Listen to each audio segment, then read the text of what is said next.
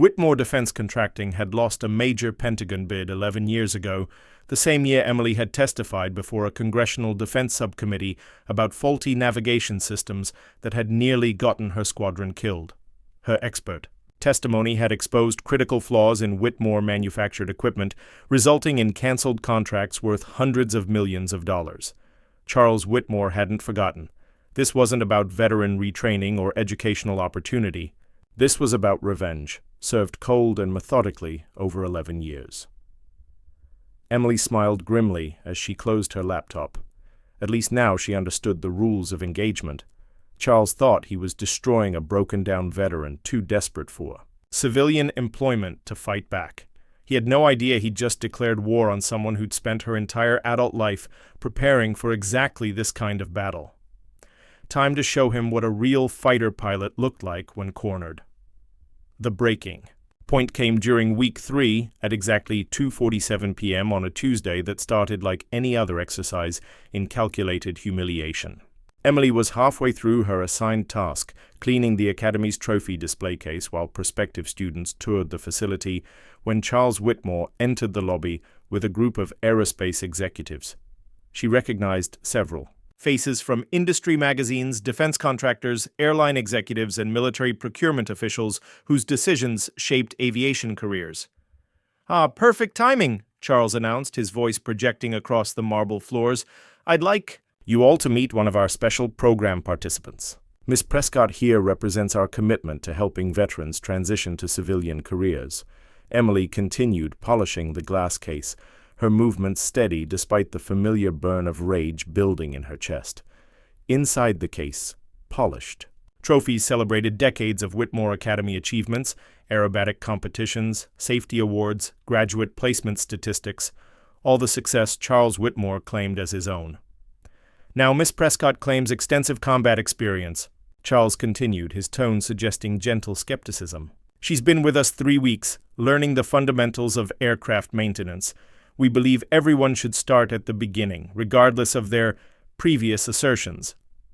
One of the executives, a silver-haired man Emily recognized as the CEO of Pacific Airlines, frowned slightly. 3 weeks of maintenance? What about flight training?" "Well, we need to ensure she's truly ready for that level of responsibility. Combat flying is quite different from civilian aviation, as I'm sure you understand. Different mindset, different skills required. We wouldn't want any incidents." Emily's hand stilled on the glass.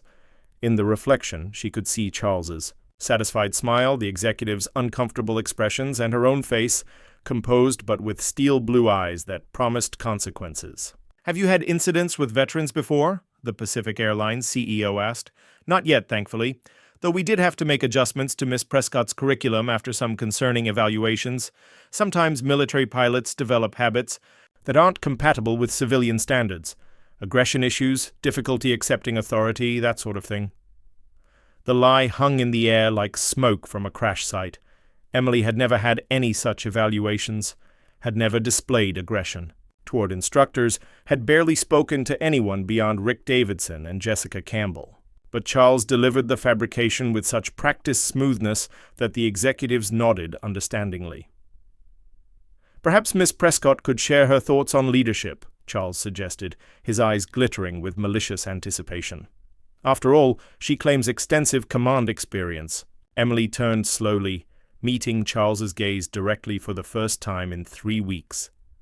The executives fell silent, sensing the sudden tension that crackled between them like electricity before a thunderstorm. "I think," Emily said quietly, her voice carrying the authority of someone who'd led combat missions, that true leadership is demonstrated through actions, not words, and that anyone who needs to tear others down to build themselves up has already revealed the quality of their character." Charles's smile flickered momentarily, but he recovered quickly. "Interesting perspective, though I notice you didn't actually share any specific leadership experience. Perhaps because 3 weeks of floor scrubbing doesn't leave much time for philosophical discussions?" Emily's tone remained level, but something had shifted in her posture. The executives were watching her now with increased attention. "Now, Miss Prescott, that attitude is exactly what I was referring to. the inability to accept one's current position, to show proper respect for the learning process. Charles turned to his audience with a practiced expression of patient disappointment. This is precisely why our screening process exists. That's when Emily made her decision.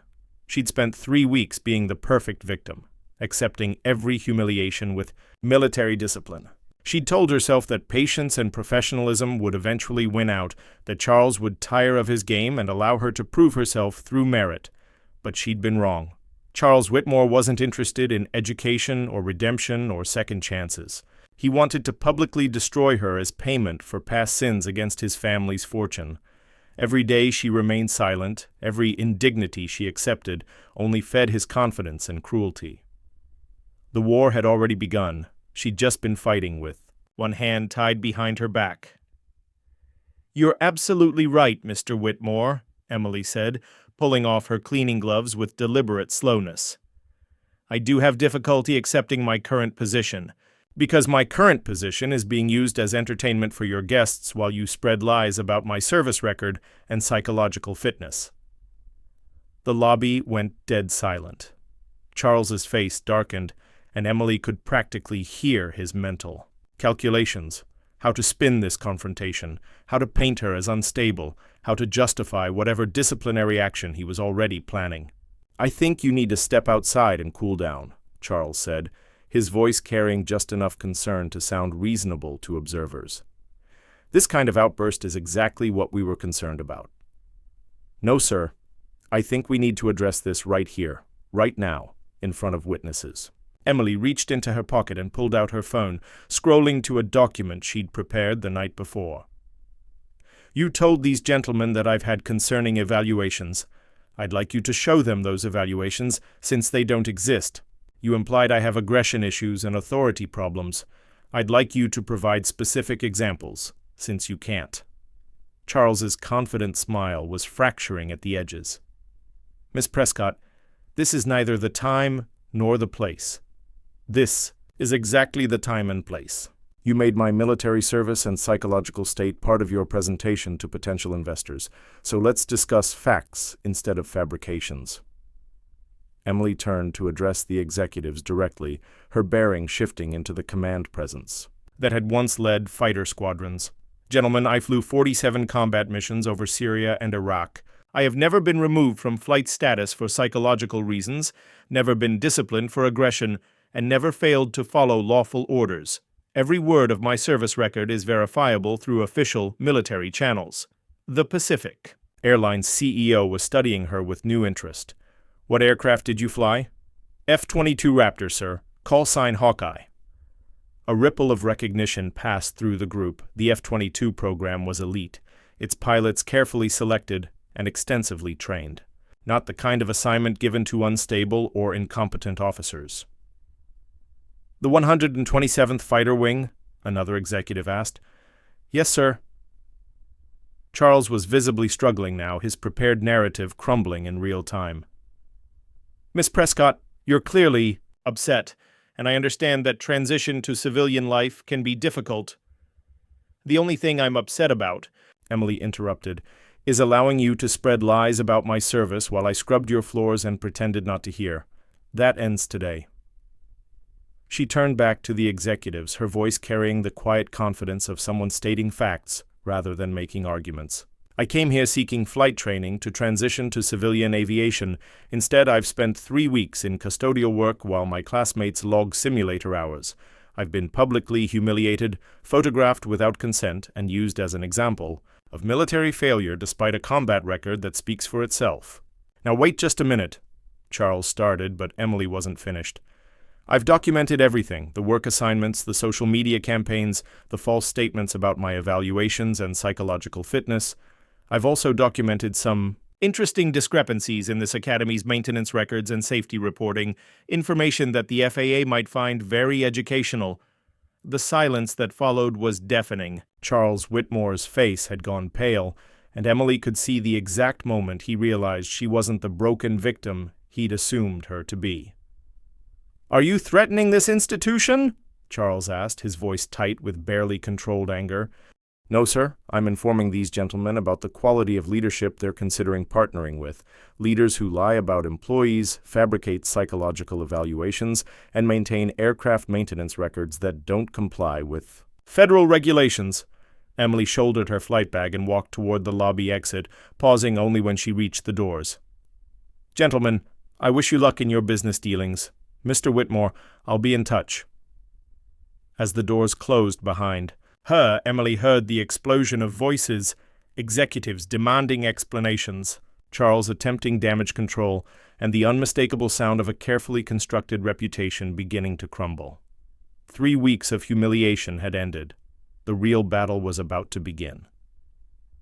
Emily drove her battered pickup truck 30 miles into the Nevada desert before pulling over at a roadside diner that looked like it hadn't seen fresh paint since the Reagan administration. The parking lot held more dust than vehicles, and the neon sign flickered intermittently between Desert Oasis and Desert AS. Perfect.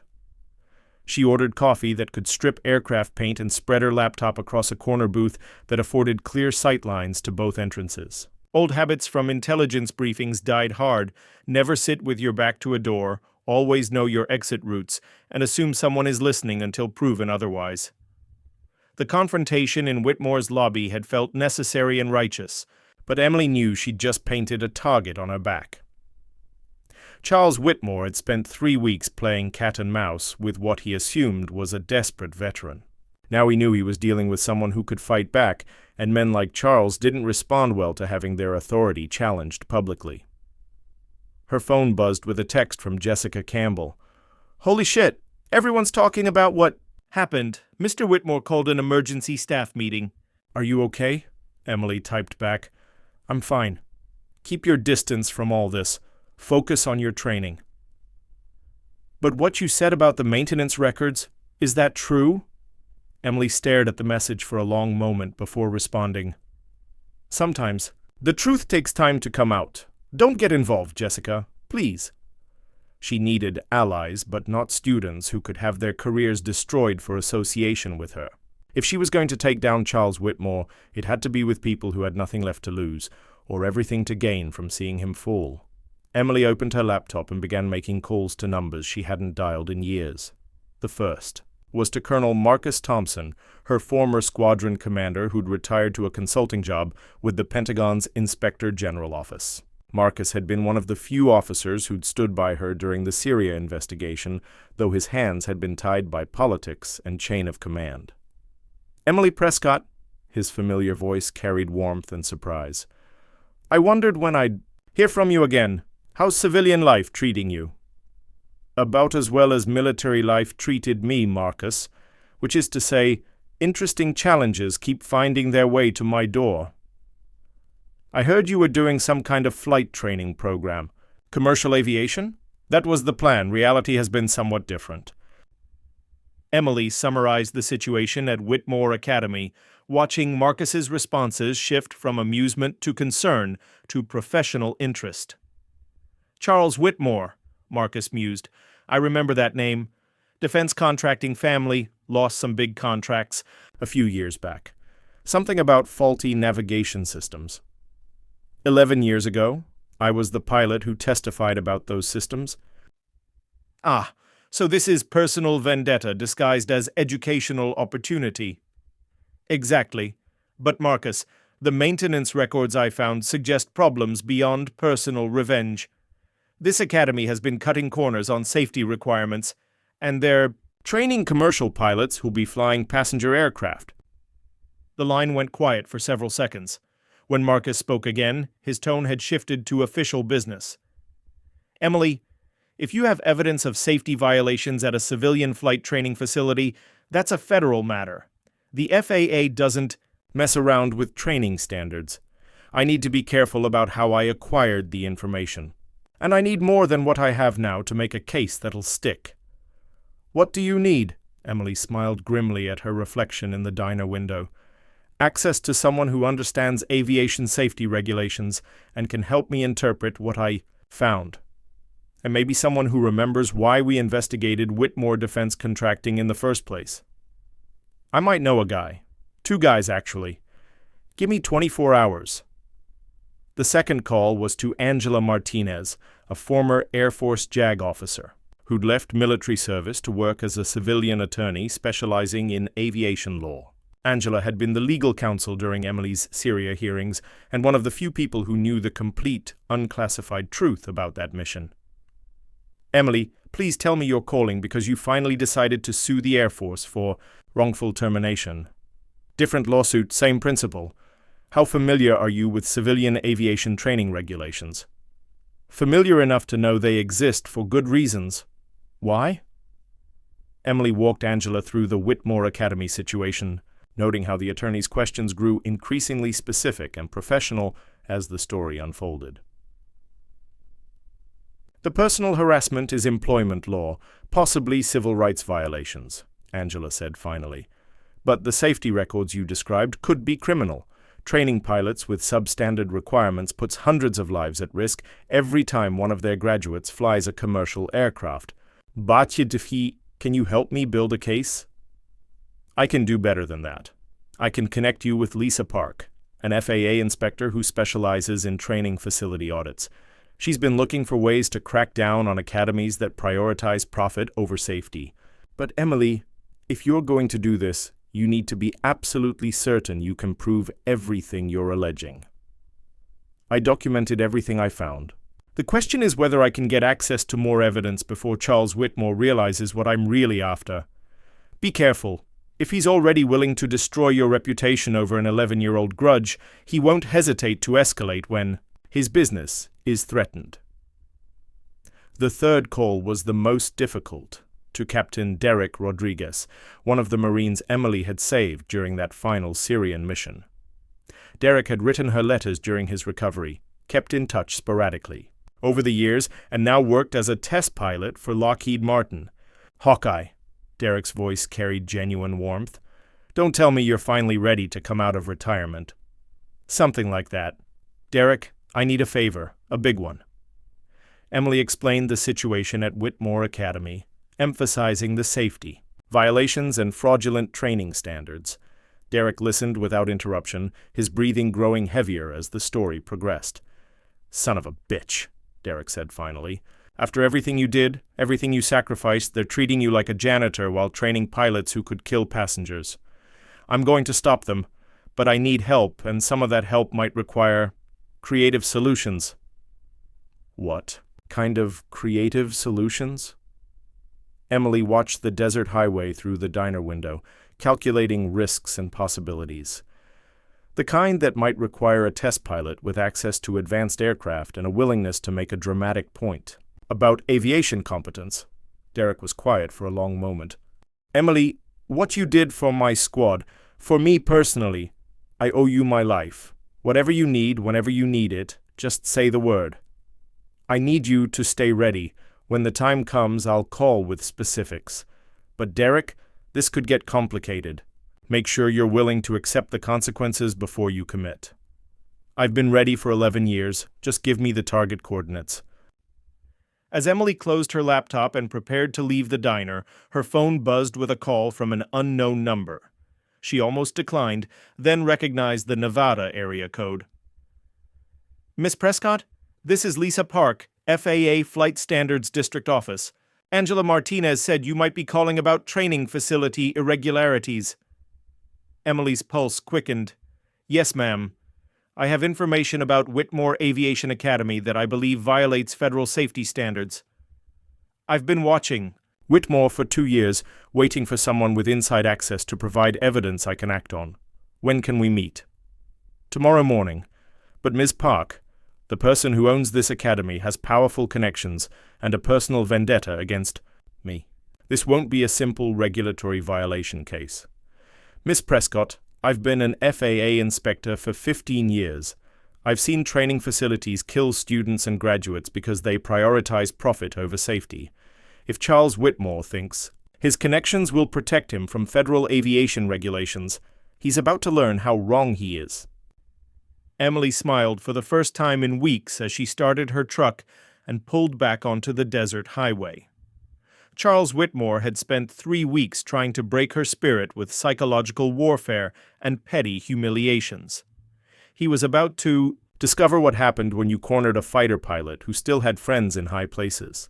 The real war was about to begin. Lisa Park looked exactly like Emily had expected an FAA inspector to look. Practical clothes, no-nonsense haircut, and the kind of eyes that missed nothing. They met at a truck stop 20 miles from Whitmore Academy, sharing coffee and Danish pastries while Emily spread her documented evidence across a corner table. "This is worse than I suspected," Lisa said, photographing maintenance logs with her phone. "These inspection schedules are completely fraudulent.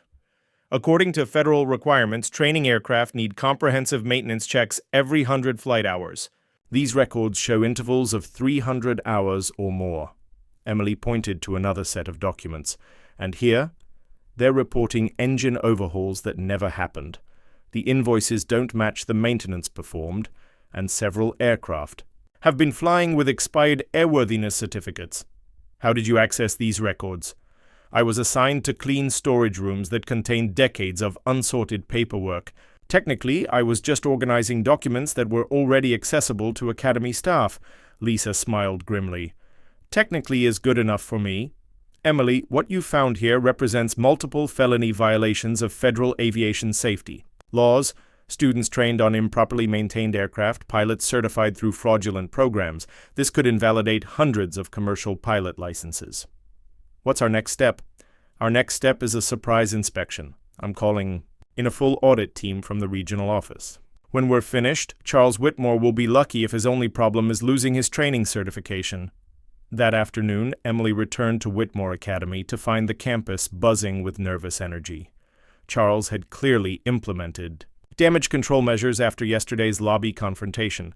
She noticed new restrictions posted throughout the facility, additional security cameras, and staff members who watched her movements with obvious suspicion. Rick Davidson approached her in Hangar 7, his expression troubled.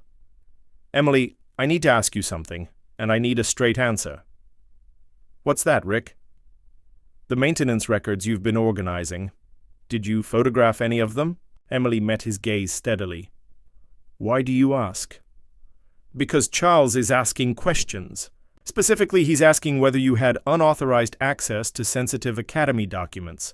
Rick's voice dropped to a whisper. "And because I've been looking at those same records since you started organizing them." "Jesus Christ, Emily, do you know what we've been flying? Tell me." "Aircraft that should have been grounded months ago. Training planes with engine problems we've been covering up because Charles won't authorize proper repairs. I've been compromising my own maintenance certification because I needed this job, but what you've documented—" Rick shook his head. "People could die." "They already have died, Rick. 3 accidents at other training facilities this year involved aircraft with maintenance histories similar to what I found here. The FAA just didn't have enough evidence to establish patterns." Rick was quiet for a long moment, staring at his hands. "I spent 22 years maintaining Air Force fighters. Never compromised safety once, but civilian jobs are harder to find, and Charles made it clear that perfectionism wasn't in the budget. It's not too late to do the right thing." "What are you planning, Emily?" Before she could answer, her phone buzzed with a text from Lisa Park. "Audit team arrives tomorrow at 0800. Stay clear of the Academy until after we complete our inspection. This is about to get very serious, very fast." Emily showed Rick the message. His face went pale as the implications sank in. "Federal inspection? Emily, if they find what you found..." "Charles Whitmore goes to prison, and every pilot he's certified gets their licenses reviewed, including students currently in training, including Jessica Campbell and the others who haven't done anything wrong." Emily had been wrestling with that moral complexity since her conversation with Lisa Park.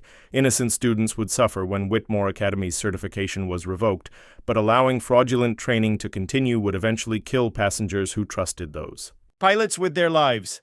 "Rick, those students deserve to know they're being trained on unsafe aircraft by an institution that's been lying to them about safety standards. They can transfer their training to legitimate academies. Dead passengers don't get second chances." That evening, Emily sat in her dormitory room and made the call she'd been avoiding. Angela Martinez answered on the second ring. "Please tell me you have good news about building a case against Whitmore." "Better than good news. The FAA is conducting A full inspection tomorrow based on the evidence I provided. But Angela, I need you to be prepared for something else. Charles Whitmore is going to retaliate, and he's going to do it through channels I might not see coming. What kind of retaliation? He has connections throughout the defense contracting world, and he's been nursing this grudge for 11 years. When the federal investigation destroys his academy, he's going to blame me personally, and men like Charles don't accept defeat gracefully. Angela was quiet for several seconds. Emily, do you think he might try to hurt you physically? I think he might try to destroy my life systematically. Employment records, professional references, maybe even attempts to reopen the Syria investigation. Whatever it takes to make sure. I never work in aviation again. Then we need to be proactive. I'm going to file preliminary paperwork for a civil rights lawsuit tomorrow morning. Documenting the harassment and retaliation will create a legal record that protects you if Charles escalates further. And Angela, I need you to contact Marcus Thompson at the Pentagon IG office. If Charles tries to use military channels against me, Marcus needs to be ready. The next morning, Emily woke to the sound of helicopters. She peered through her dormitory window to see 3 FAA inspection teams setting up equipment around Whitmore Academy's flight line. Aircraft were being grounded systematically, their engines sealed with official inspection tags. Students gathered in confused clusters as instructors tried to explain why all flight training had been suspended indefinitely. Charles Whitmore stood in the Academy's main courtyard, his expensive suit wrinkled and his carefully styled hair disheveled. He was gesticulating wildly at a woman Emily recognized as Lisa Park, who listened with professional calm while taking notes on an official clipboard. Emily's phone rang. Jessica Campbell's voice was tight with panic. "Emily, what's happening? They've grounded every aircraft on campus. Mr. Whitmore is telling everyone it's a routine inspection, but this doesn't look routine." Jessica, you need to listen to me carefully. Contact your parents and start researching transfer options to other flight training programs. Whitmore Academy's certification is about to be revoked. What? Why? What did you do? I documented safety violations that put students and future passengers at risk. The FAA is taking action to protect lives, but our training, our certifications, our money. Legitimate academies will accept transfer students and honor previous training. Ours. Your education won't be lost, but it needs to continue somewhere safe. Through her window, Emily watched Charles Whitmore point directly at her dormitory building while speaking to Lisa Park. Even from this distance, his body language communicated fury and accusations. Jessica, I need to go, but remember, you're a good pilot with a bright future. Don't let this setback define your career.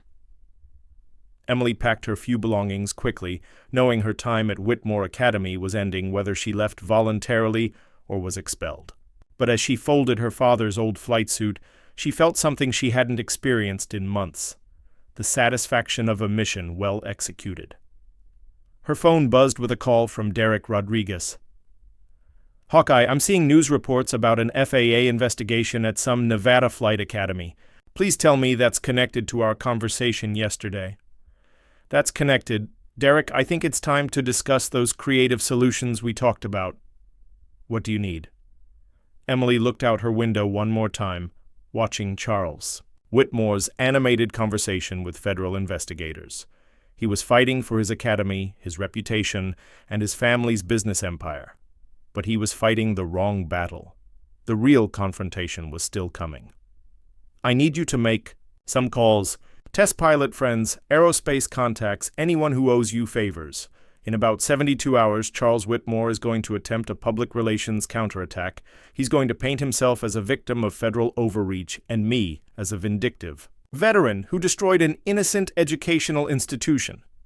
And you want to make sure people know the real story? I want to make sure people remember what actual aviation competence looks like. And Derek? Remember that dramatic demonstration we discussed? I think it's time to start planning specifics." Emily shouldered her flight bag and walked toward the dormitory exit, passing groups of students whose futures had just become uncertain. She felt genuinely sorry for them. They'd chosen Whitmore Academy in good faith, trusting that their education was legitimate. But as she reached the parking lot and saw federal investigators systematically documenting safety violations that could have killed dozens of people, Emily knew she'd made the right choice. Charles Whitmore had spent 3 weeks trying to break her spirit with petty humiliations and psychological warfare. He'd underestimated both her resilience and her connections. Now he was about to discover what happened when you declared war on someone who still had friends willing to fly dangerous missions for the right cause. The federal hammer had fallen, but the final battle was still ahead. The news broke on Thursday morning, spreading through aviation communities like wildfire through dry brush. Major flight academy shut down after safety violations dominated. Industry headlines with photos of grounded aircraft and federal investigators swarming Whitmore Academy's campus. Emily watched the coverage from her small cabin in the Nevada mountains, 40 miles from the academy that had tried to destroy her dignity. The cabin belonged to an old Air Force friend who was deployed overseas, a temporary sanctuary while she planned her next moves and waited for Charles Whitmore's inevitable counterattack. She didn't have to wait long. By Friday afternoon, a very different story began circulating through defense contracting circles and military veteran networks. This version painted Emily as a disgruntled former pilot who had infiltrated Whitmore Academy specifically to sabotage its operations, as revenge for imagined slights. The narrative was sophisticated and carefully constructed. Emily Prescott, whose military career had ended under questionable circumstances, had spent months gathering classified information and coordinating with federal agencies to destroy a respected educational institution. Her motivations were personal vendetta and professional jealousy, targeting a successful academy director whose family business had simply outcompeted her preferred contractors years earlier. Charles Whitmore appeared on 3 different industry podcasts, presenting himself as the victim of a coordinated attack by bitter veterans and overreaching federal bureaucrats. He spoke eloquently about the challenges of maintaining training standards while accommodating students with non-traditional backgrounds and adjustment difficulties. "We tried to help Miss Prescott transition to civilian aviation," he said, during a particularly effective interview. "We provided her with employment opportunities, training programs, and tremendous patience as she worked through what were obviously personal issues. In return, she systematically undermined our operations and ultimately destroyed the educational opportunities of hundreds of innocent students." The campaign was brilliant in its subtlety. Charles never directly accused Emily of criminal behavior or psychological instability. He simply implied both while positioning himself as magnanimously trying to help a troubled veteran. Listeners were left with the impression that Emily was simultaneously dangerous and pitiable, a cautionary tale about the challenges of veteran reintegration. But Charles made one critical error in his media strategy. He underestimated the network of people who remembered Emily's actual military service. Angela Martinez called Emily Saturday morning with an update that mixed good news with concerning developments. "The FAA investigation is proceeding exactly as we hoped. They found enough safety violations to keep Whitmore Academy closed permanently, and criminal referrals are being prepared for Charles and several staff members. But Emily, he's building a public relations case that could follow you for years." "I expected that. What's the scope?" "He's been contacting your former commanders, colleagues from your squadron, even Pentagon officials who were involved in the Syria investigation. He's not directly spreading lies, but he's asking leading questions designed to plant doubts about your stability and motivations." Emily felt the familiar burn of anger building in her chest. "Is he having any success?" "Mixed results. Some people remember you as an exceptional pilot and officer. Others are more concerned about their own careers than defending someone who's been out of the military for years." "But Emily, there's something else. He's also been making calls to potential employers in civilian aviation. Airlines, charter companies, private flight services. He's systematically poisoning your employment prospects." "So even if I'm vindicated, legally I'm blacklisted professionally." "That's his apparent strategy. Destroy your future even if he can't change the past." Emily stared out her cabin window at the Nevada mountains, their peaks sharp against the morning sky. Fighter pilots learned early that the most dangerous enemy was one with nothing left to lose. Charles Whitmore was watching his academy crumble and his reputation disintegrate, which made him capable of almost anything. Angela, I need you to document every call he makes, every contact he attempts. If he's engaging in systematic character assassination, that becomes part of our civil case against him. Already on it? But Emily, be careful. Men like Charles have resources and connections you might not anticipate. And he's clearly willing to wage a long-term campaign against you. That afternoon, Emily received an unexpected visitor. Jessica Campbell appeared at her cabin door, looking exhausted and worried. "How did you find me?" Emily asked, inviting the young woman inside. "I asked around. Some of the maintenance crew knew where you were staying." Jessica accepted a cup of coffee and sat heavily in the cabin's single armchair. "Emily, I need to understand what's really happening. The students are getting 3 different versions of the story, and I don't know what to believe." Emily studied Jessica's face, earnest, confused, but also determined to find the truth rather than accept convenient narratives. "What do you want to know?" "Did you really infiltrate the academy to destroy it? Were you working with the government from the beginning? Are the safety violations real, or were they fabricated to justify shutting us down?" Emily pulled out her laptop and showed Jessica the maintenance records she'd photographed, the falsified inspection schedules, the unauthorized repairs, the aircraft flying with expired certifications. "These documents were created by Whitmore Academy staff long before I arrived. The safety violations are real, Jessica. Aircraft that should have been grounded were being used for student training. That's not politics or personal vendetta. That's potentially deadly negligence." Jessica studied the records, her expression growing increasingly horrified as she understood their implications. "Oh God, I've been flying aircraft 447 for weeks. According to this, its engine was supposed to be overhauled 6 months ago. And instead, maintenance staff were told to make cosmetic repairs and update the logbooks to show work that never happened." Jessica was quiet for several minutes, processing the reality that her flight training had been conducted on potentially unsafe aircraft. "What about the other stuff? Charles says you had a personal grudge against his family," Emily explained. "The Whitmore Defense Contracting connection, the congressional testimony about faulty navigation systems, and Charles's apparent decision to settle old scores through professional sabotage. So he was never trying to help veterans transition to civilian careers? He was trying to publicly humiliate me as payback for testimony that cost his family millions of dollars. The veteran retraining program was just convenient cover." Jessica slumped back in her chair, looking like someone whose worldview had just collapsed. "What happens to us now? The students, I mean. Can we transfer our training hours to other academies?" "The FAA will work with legitimate institutions to evaluate your previous training and determine what credits can be transferred.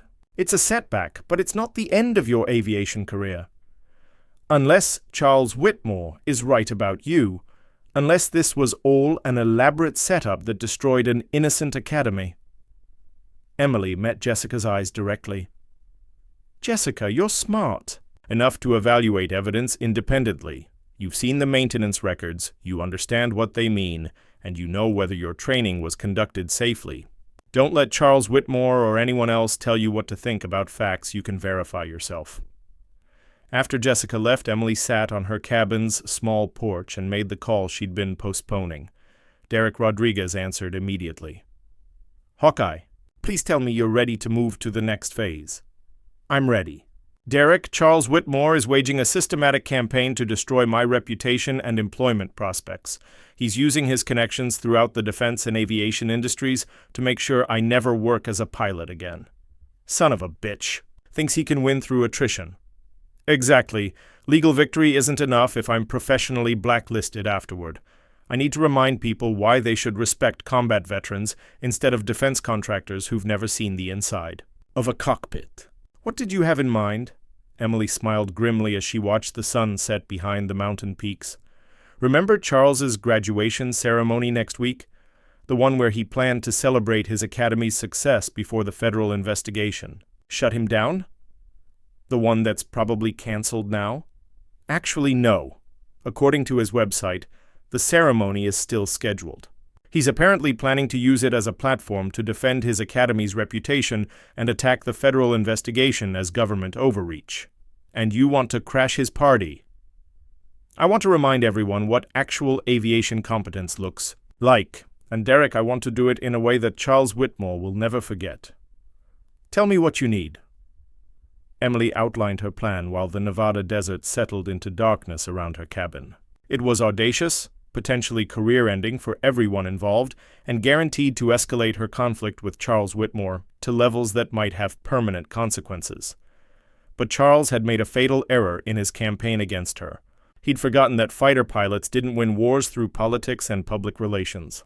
They won through superior skill, tactical surprise, and the willingness to accept any risk necessary to complete their mission. Charles Whitmore was about to be reminded of those lessons in the most dramatic way possible. The morning of Charles Whitmore's defiant graduation ceremony dawned crystal clear, perfect flying weather that stretched endlessly across the Nevada desert.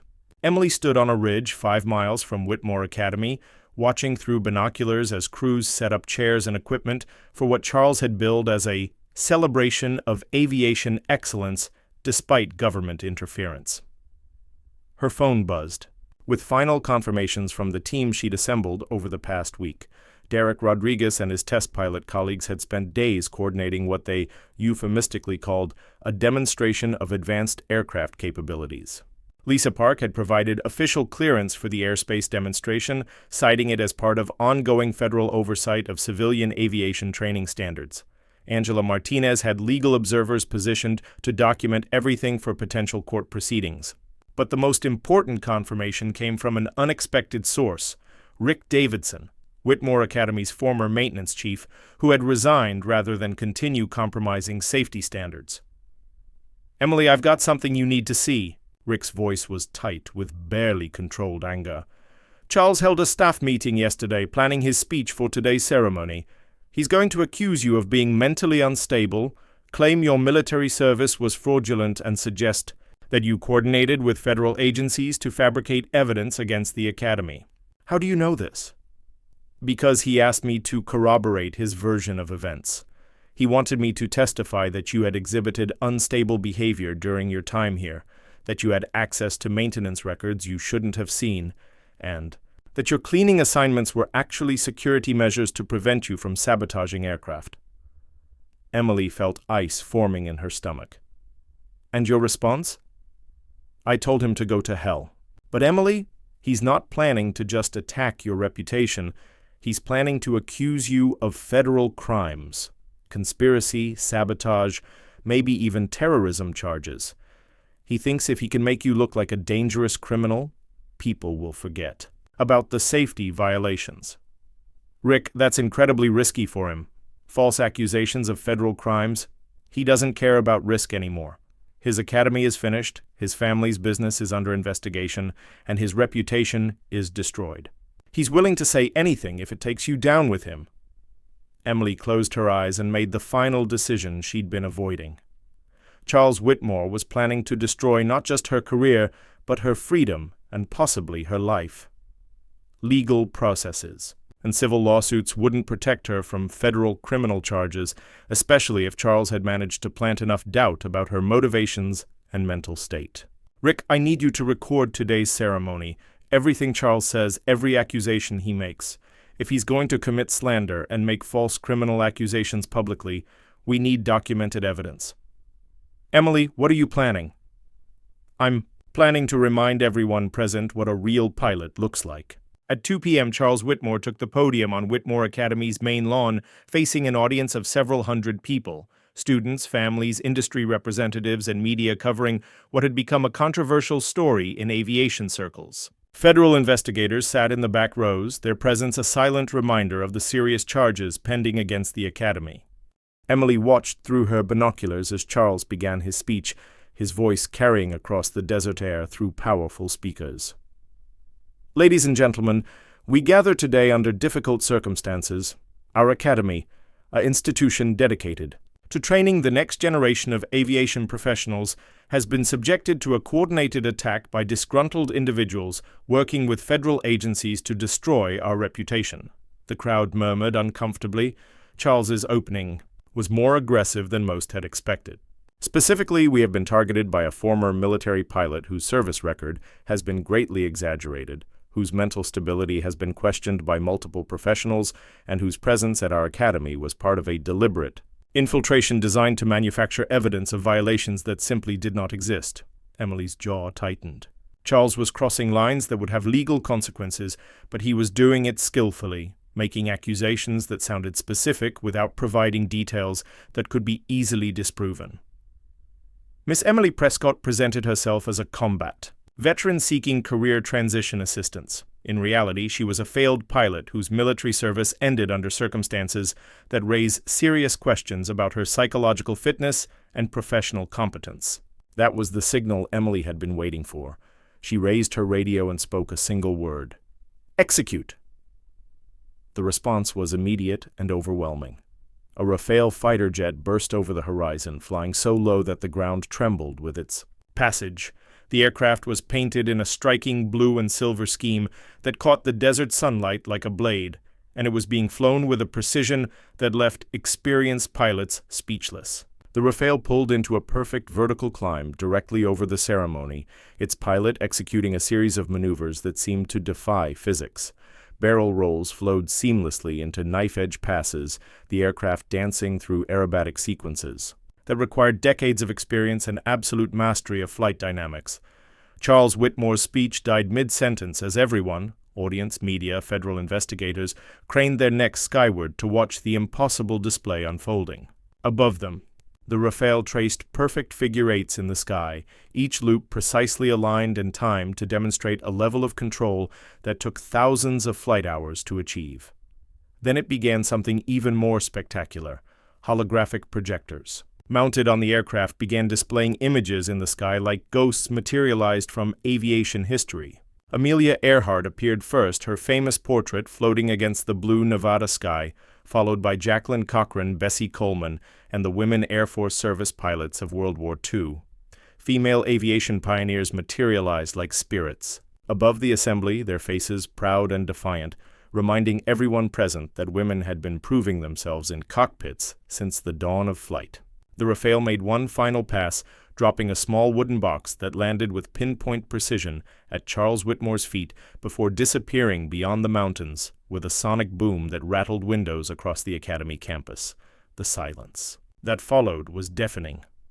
Charles stood frozen at his podium, the wooden box at his feet, his carefully prepared accusations forgotten in the face of a demonstration that spoke louder than any words. Inside the box, cushioned in military velvet, lay 3 items that told the real story of Emily Prescott's service.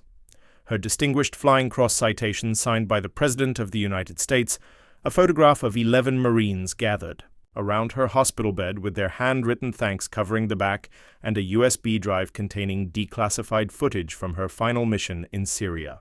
When Academy staff played the USB drive's contents on the ceremony's main screens, the audience watched in stunned silence as classified combat footage showed Emily's impossible canyon run, her precision strikes under fire, and her aircraft limping home with half its systems failing after she'd saved 11 American lives.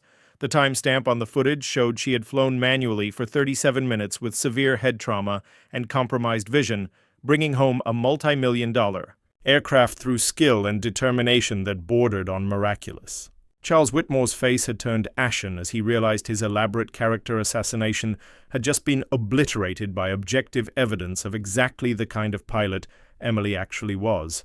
Jessica Campbell began clapping first, alone in the silence, then gradually others joined until applause spread like wildfire through the assembly. Federal investigators were taking notes, media representatives were filming everything, and Charles Whitmore stood speechless at his podium, the wooden box of evidence at his feet, like an indictment delivered from the sky itself.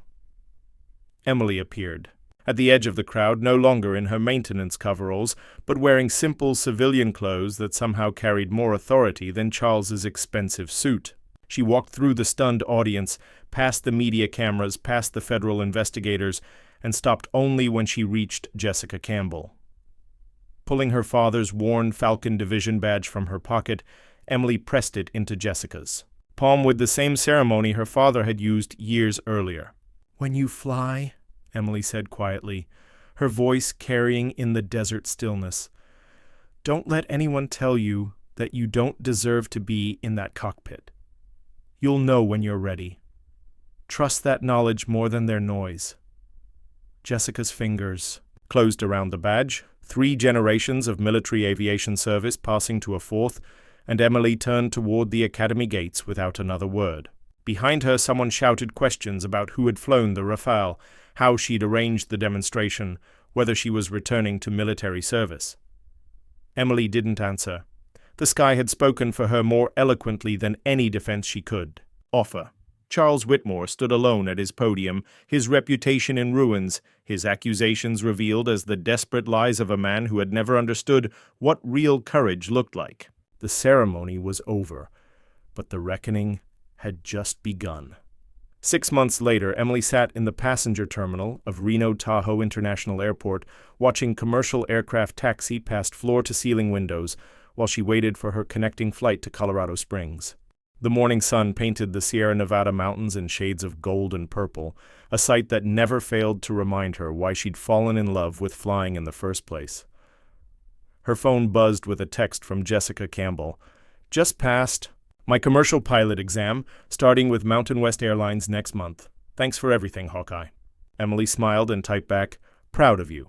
Fly safe and remember, you earned that cockpit." The past 6 months had brought a cascade of consequences that reshaped multiple lives and careers. Charles Whitmore currently faced federal charges for aviation safety violations, mail fraud, and witness intimidation. His family's defense contracting business had lost its Pentagon certification and was under criminal investigation for the faulty navigation systems that had started this entire saga 11 years earlier. Whitmore Academy remained permanently closed, its assets liquidated to compensate students whose training had been compromised by fraudulent safety practices. The FAA had used the case to strengthen oversight of civilian flight training facilities nationwide, implementing new inspection protocols that would prevent similar fraud in the future. But the most satisfying consequence was the most personal. Charles's systematic campaign to destroy Emily's employment prospects had backfired spectacularly. The dramatic sky demonstration, combined with the declassified footage of her Syrian mission, had reminded the aviation community exactly what kind of pilot she was. Job offers had poured in from airlines, charter companies, and aerospace contractors who remembered her reputation from military service. The same defense industry. Contacts Charles had tried to poison against her instead began calling with consulting opportunities and flight instructor positions. Emily had chosen carefully among the options, ultimately accepting a position with Mountain Rescue Services, a non-profit organization that provided search and rescue operations throughout the Rocky Mountain region. It wasn't the glory of combat aviation or the prestige of commercial airline piloting, but it was flying, and it was saving lives, and it was exactly what she'd needed. "Attention passengers," the terminal announcer called. "Flight 847 to Colorado Springs is now boarding at Gate 12. Emily shouldered her flight bag, the same worn leather case her father had carried through 3 decades of military service, and joined the boarding line. Her phone rang just as she reached the gate agent. "Emily Prescott, this is Colonel Sarah Davis, Pentagon Personnel Command. Do you have a moment to discuss a potential opportunity?" Emily stepped aside from the boarding line, recognizing the careful tone that usually preceded classified discussions. "What kind of opportunity, Colonel?" "The Air Force is establishing a new program for experienced combat pilots who left active duty but might be interested in reserve positions with specialized units. Your name came up during our candidate review process. I'm not sure I'm interested in returning to military service, ma'am. This wouldn't be traditional military service. Think of it as consulting work for situations that require very specific skill sets, combat experience, advanced aircraft certification, and the ability to operate independently under challenging circumstances." Emily understood immediately. The military was creating a program for former pilots who could handle sensitive missions without the political complications of active duty personnel. "Colonel, I appreciate the consideration, but I've found my place in civilian aviation. I'm not looking to return to that world." "I understand completely. But Emily, if circumstances ever change, if you ever decide you want to serve again in a capacity that utilizes your unique qualifications, please keep us in mind. The country still needs pilots like you." Emily boarded her flight with Colonel Davis's words echoing in her mind. The military was offering her a path back to the elite aviation community she'd been forced to leave, a chance to reclaim the identity that Charles Whitmore had tried so hard to destroy. But as the aircraft lifted off from Reno and climbed toward the crystal-clear Nevada sky, Emily realized she no longer needed that validation. She'd proven herself in the most public way possible, not to military commanders or defense contractors, but to herself. Her phone contained dozens of messages from supporters who'd followed her story, veterans thanking her for standing up to institutional bullying, aviation students inspired by her example, and former squadron mates expressing pride in her courage. The story had spread far beyond Nevada, becoming a symbol of resilience and the importance of holding institutions accountable for their actions. Angela Martinez had successfully negotiated a substantial civil settlement from Charles Whitmore and his academy, money that Emily had donated to organizations supporting veteran career transitions and aviation safety research. She'd kept only enough to cover her legal expenses and moving costs to Colorado. Derek Rodriguez had faced no consequences for his role in the sky demonstration. His test pilot status provided legitimate cover for the aircraft demonstration, and the FAA had ruled it an appropriate display of aviation safety awareness. He'd been promoted to chief test pilot for Lockheed Martin's next-generation fighter program. Rick Davidson had found a new position as maintenance chief for a legitimate flight training academy in Arizona, where his expertise was respected and his commitment to safety standards was seen as an asset rather than an inconvenience. Even Lisa Park, the FAA inspector, had benefited from the case. Her thorough investigation and swift action had earned recognition from federal aviation safety officials and led to her promotion to regional supervisor. As Emily's flight crossed into Colorado airspace, she pulled out her laptop and began reviewing mission profiles for mountain rescue services.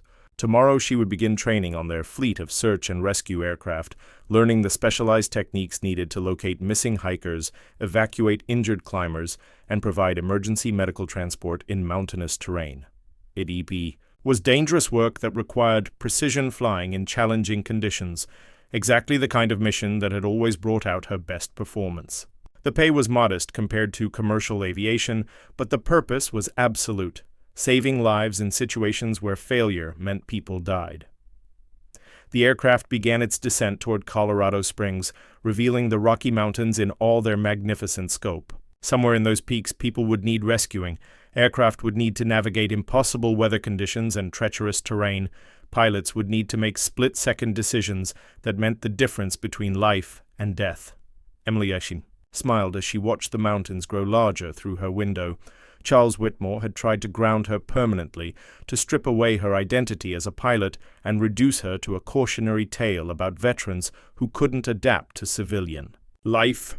Instead, he'd reminded her exactly why she'd started flying in the first place, not for glory or recognition or career advancement, but for the pure joy of being airborne and the satisfaction of using that skill to help others.